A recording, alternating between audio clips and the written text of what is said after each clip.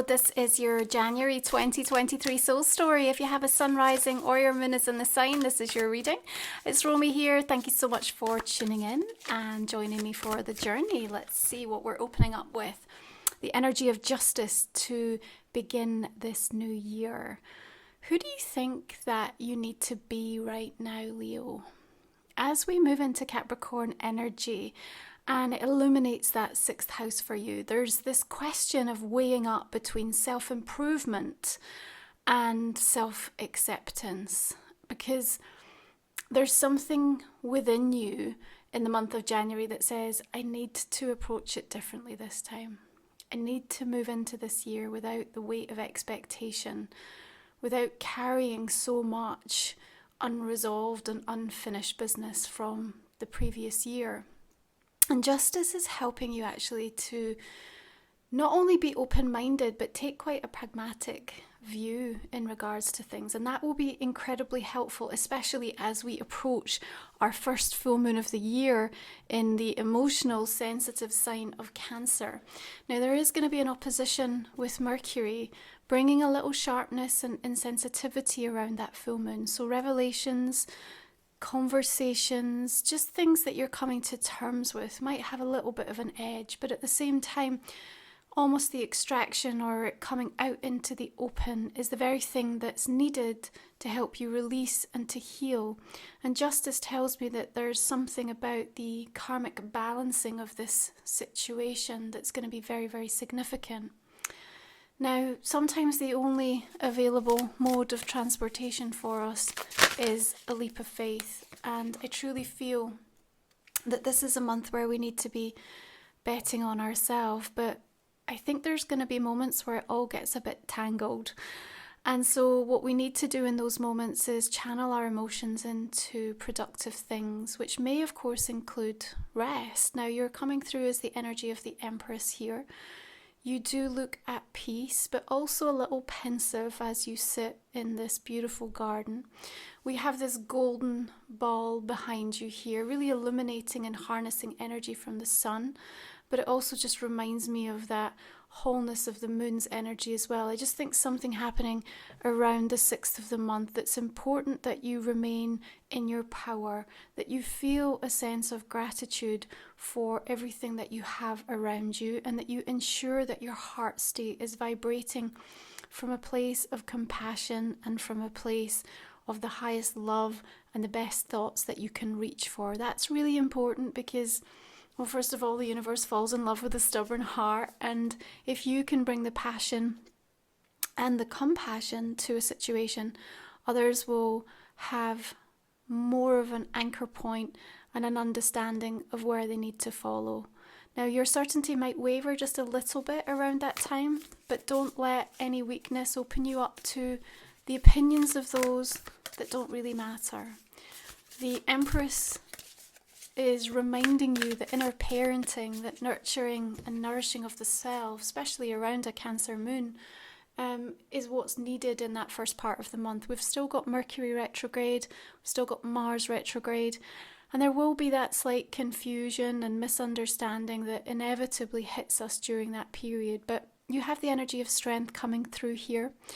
And actually there's something quite joyful. So as you are protected, which you are, as you find that inner well of strength, of dignity, of knowingness of your power and your position, then you're almost able to feel more of a sense of relief and lightness about what is unfolding. Okay, we can't fear the change, or you'll never be able to celebrate it. And everything in life is really made possible because of change. So I feel like you are going through this real deep inner soulful review as you come into the first part of January. But when Mars shifts direct on the 12th, fellow sort of fire sign ruling Aries, even though it's in Gemini, I want you to really pay attention to where your thoughts are at, because there's something that you've gained from the experience. There's something about that transit that perhaps redirected you. Perhaps it made you feel a little bit lackluster or devoid of some of the life force that ordinarily fuels you. But in the process, there was something that the universe, your guides, your higher self was really wanting you to understand. And so now that and I hesitate to say block has been removed, but I want to say block, so I feel like in some regards it must have blocked you somewhere. You are going to be feeling into the gift of it, and I think that's important to be able to recognize, because it's also going to give you a little bit of reassurance and also some important validations around things. Now, I've created a 2023 Vision Quest workbook for you guys. It's 70 pages worth of support, guidance, wisdom to help you release the energy of 2022 and open up to the year ahead. There's 2 guided meditations also included, and it really helps you to align soulfully, intentionally, very deliberately with what it is that you're trying to seek for yourself through this year. You'll find a link in the comment and description box underneath. Please do check it out. So we're introducing the energy of the star here, and there's a new path that is being highlighted to you, and it's to something very, very specific. That star is shining incredibly brightly for you, and I want to say that the sweetness of the delay has perhaps helped you to realize that maybe you didn't want something as much as you did, and maybe there's even a bit of a detour or something new that's now about to land. It comes in with an incredibly healing and a very auspicious timing, so pay attention to when something lands for you. I also feel there'll be a strong, powerful sign from your guides that is irrefutable, like you literally cannot miss this, Leo. It's going to be right in front of you, and I think that's important that you recognize and that you give yourself permission to acknowledge it, because it is going to help in the almost in the poetry of it all, you know, the knowing, the not knowing, the loving and the longing, the beauty and the pain, the feeling and the doing. And there's just this, I have to keep going in spite of the contrast, in spite of the complexity, in spite of the ways in which I feel like I'm being pulled apart. My heart and my head are having these completely different conversations, which is certainly set to arise from that full moon in Cancer as well. But as we move more into the mid-month, Mercury is then going to shift direct on the 18th. So things start to open up. We start to feel like we've got more flow. We get to revisit perhaps some of the earlier conversations that took place during these transit and really go back over the details. We have to make something feel more concrete. We have to sort of give it a more firm foundation. So we've got the Knight of Cups coming in here, Son of Cups, and there's this beautiful bridge that's being projected.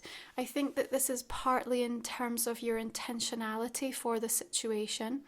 But I love the star and then also the arrival of this, because it tells me the offer, the proposal, the invitation, the vision quest, the journey, everything about where you're going that's initiated through January, or something that unfolds that offers the catalyst for that change, is coming into a line with dreams that you have, hopes and aspirations that you're holding on to.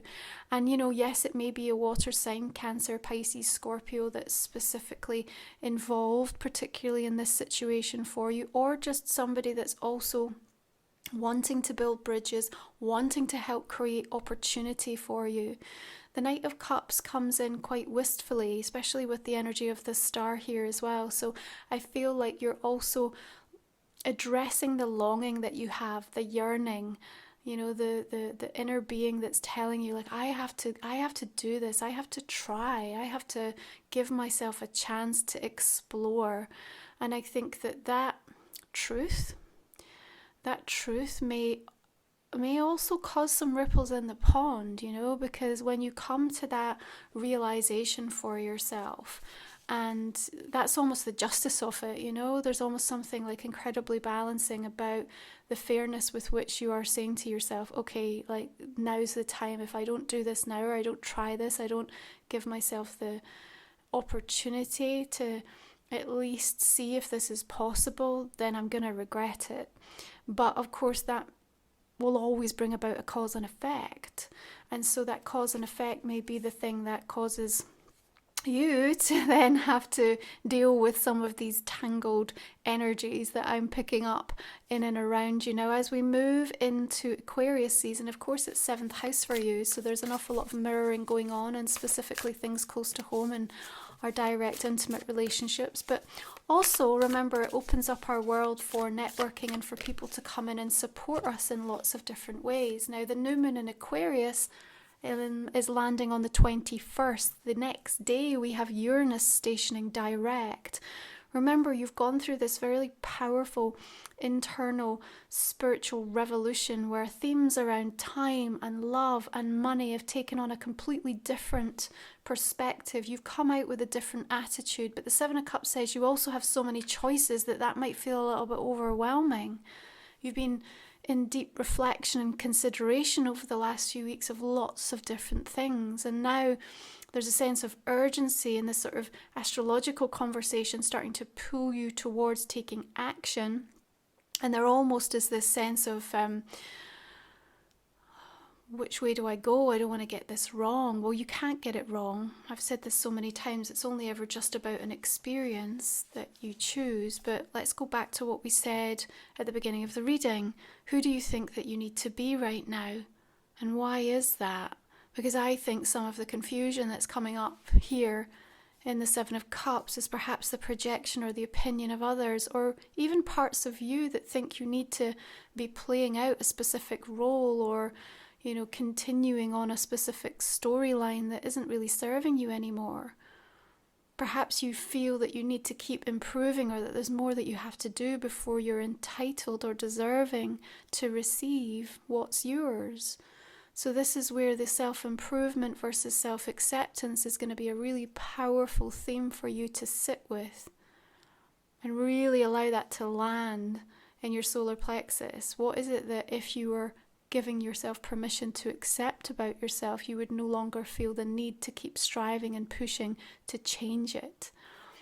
So we're going to go ahead and pull the final 3 cards, which we will cover off in our extended reading. If you are new to the channel, Leo, you will find that link in the comment and description box underneath, and we talk for another 25 minutes or so just to go much deeper into the month ahead. I'm going to invite you to think about a personal question that might not have come through so far in the main reading. We will also cover that off more specifically for you. I'm just going to go ahead and clarify the main reading now and see what additional messages are going to be helping us with the direction of this conversation. All the decks I use, Leo, a reminder, are listed below. So Justice is coming through with the 5 of Swords and another Empress, beautiful. We have the 9 of Swords and the 6 of Swords coming through. We have the energy of Strength clarified with the 3 of Wands and the 7. Same day Mars goes direct, we also have the asteroid goddess Juno moving into Aries. Along with Venus and Aquarius from the 2nd of the month, it brings about a real sense of independent energy, even in relationships and partnerships. And the open-mindedness of that is going to be important for you. Ace of Pentacles.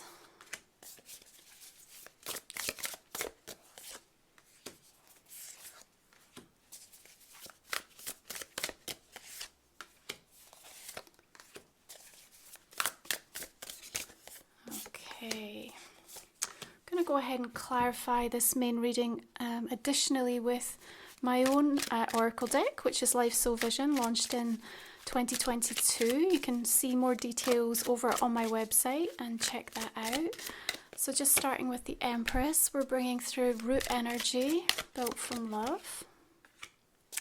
We also have heart energy, lovely. Oh, nice. We have the Queen of Fire showing up for you, Leo. Oh, you're getting all the chakras today. Solar plexus. Wonderful. The Rainbow Dragon and the Wild Rose. Wow. And the Sacral. Gosh, okay. So important this year, really, to take care of your energy, become more attuned and in alignment with what is going on with your chakras and your energy centers at any given time. It's really going to ensure that you know at any given moment if you are absorbing or picking up other people's energy. Finally, we are looking at the Divine Animal Oracle here for you as well, Leo. Let's have a look. You have the cat, intuition. Okay, beautiful. I'm going to leave it there. If you are joining me for the extended, we will go all in and see what more we can unearth for you in regards to January. If not, you take care. I will see you again next time, and have a beautiful beginning to 2023.